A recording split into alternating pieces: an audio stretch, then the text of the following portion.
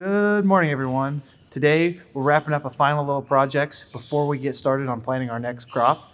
We're going to take the backhoe down to a farm over west, and we got to fix a culvert that is washed out.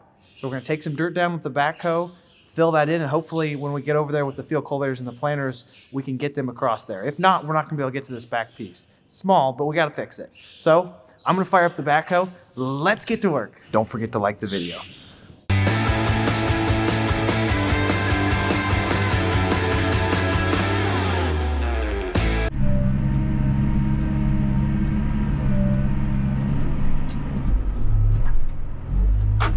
Think that'll be enough dirt?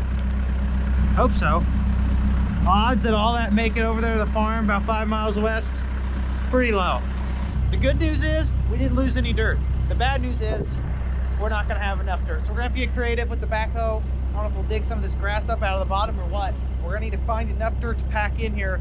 That way our field cultivators and our planter, which I don't think the planter's a little bit narrower, the field cultivators can get across here.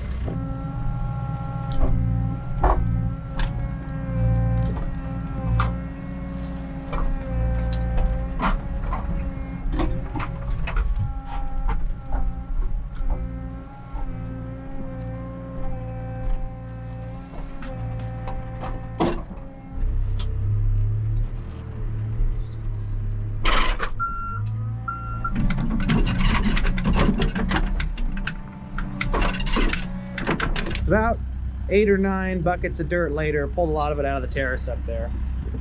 We got terrace on the same farm we gotta go fix up that's washed out.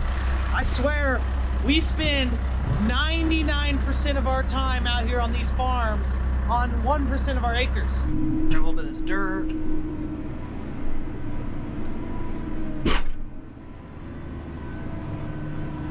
It's a little wet right there.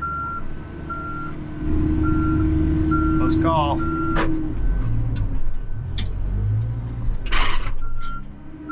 That'll hold for now. Really not the best solution. It's kind of the equivalent of putting a band-aid on a bullet wound, but I'm limited to what I can do with the backhoe. Hopefully the field cultivators do a good enough job to level those out, because if not, that is going to be a wild ride in the combine this fall.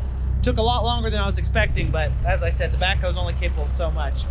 We've taken on an interesting little side quest today. We zipped over to Shelbyville. One of my family members has invested in a lot and needs some clover spread on it before they start some construction work on it. So we're taking the gator, we have a spreader on the back, we're gonna broadcast some red clover. This is completely out of my wheelhouse. We'll see how it goes.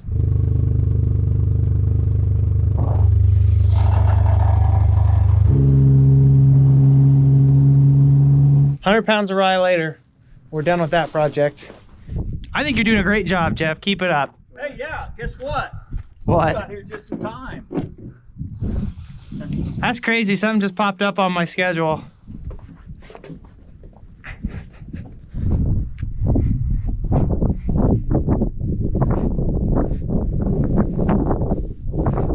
For those of you who always comment about how good our tractors look, this is why. Now, get the wax off of them, hook them up with field cultivators. Let's go get them dirty. Yes, that looks fantastic. Isn't that the pot calling the kettle black, huh? He's asking for this.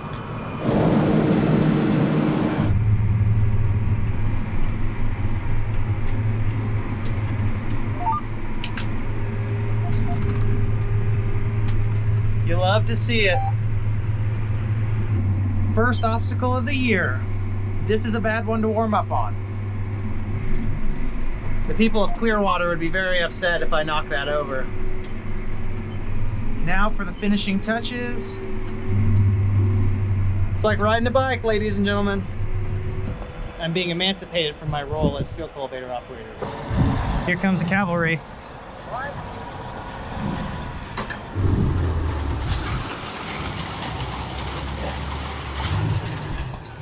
Corn stalk's a little wet still.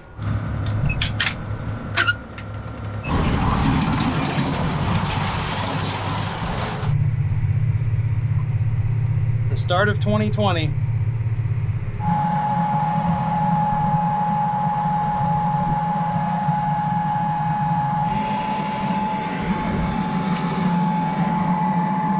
You'll get used to the sounds of the vacuums on the planters whining. They're loud.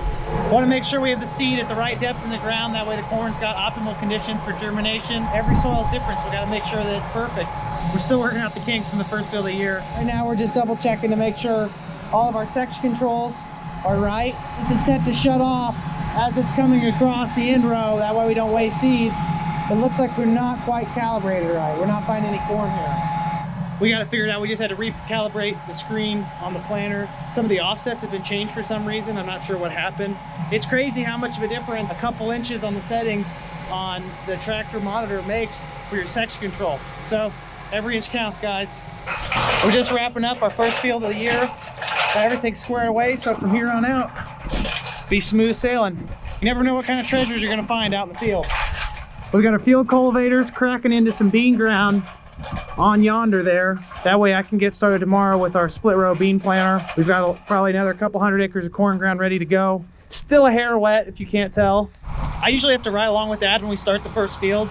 This ExactEmerge planter is so high tech, and my dad, although he's very intelligent, is not the greatest with technology, which is something that is my strong suit. I've grown up on computers, and I can navigate the screens and settings on implements like these lightning fast. Every year we encroach on Chris's driveway a little bit more. One day he's just not gonna have a driveway. Corn stalks are actually working up pretty nicely. Our poor wax job didn't last long. I ended up coming up north on my way home for the night to check out the field, see if it's dry enough. And ideally you want it to kind of fall apart when you pull it out of the ground. Yeah, see, it's gonna come up in clods when we work it. There's a few farmers in the countryside right now working some ground. Not very many planting. We were one of 2 or 3 people that I know of that have planted anything so far. I'm not sure if this is gonna be the end of the video or if we'll roll into tomorrow. If not, I appreciate you guys watching. I really look forward to what we have going on the next couple days. There's a little bit of rain in the forecast. I think we might get lucky. Hopefully it stays dry, because if it does, we're gonna have every acre on our farm ready to plant here soon. I was hoping we get the corn stalks work because I'd end up planting them tomorrow. May still find something to tap into. We have some corn ready to go. Those seeds don't grow in the box, so we like to get them out there and get them going. As always, guys, have a good day. Thanks for watching. Like the video. Peace.